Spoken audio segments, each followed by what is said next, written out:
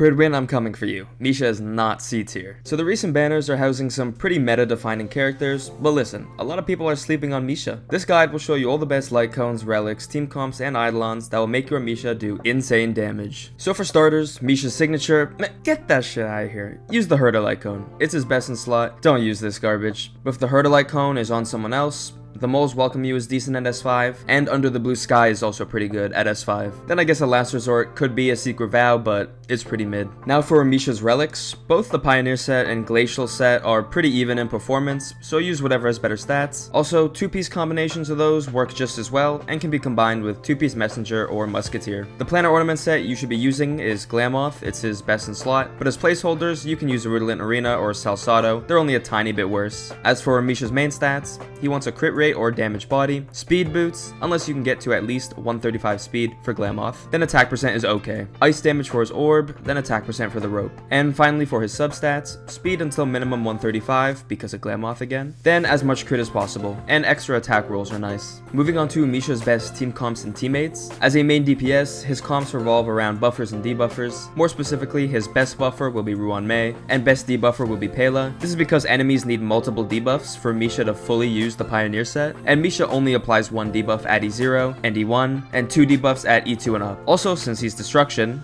Pela's AoE debuff is best as compared to Silverwolf's single target, so Misha's strongest hypercarry comp will be with Ruanmei, Pela, and then a sustainer. Luocha or Fu Xuan will be best because you do want to skill with Misha as much as possible. There aren't many alternatives to Ruanmei and Pela. Bronya, maybe if you aren't gonna have skill point issues. Ting Yun could work if you're building stacks consistently, E1 will help with that, or you can even use Asta. But if you're against single target or two enemies, Silverwolf and other debuffers could work instead of Pela. Okay, so we're moving on to Eidolons, and for starters, he is kind of dependent on some of them. Firstly, he's E1, it helps him stack his hits per action for his ult. It's sort of necessary if you want to play him with Ting Yun, as you will be ulting quicker, so it's pretty strong. E2 is also decently strong. It gives him a 24% base chance of reducing target's defense by 16% for 3 turns, so it's really good when it works, but then it's useless if it doesn't proc. E4 is also pretty decent.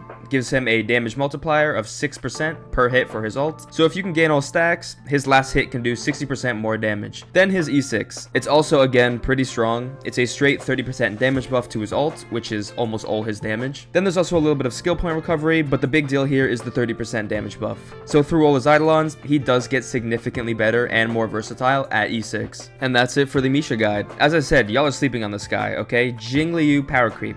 I'm telling you, it's over.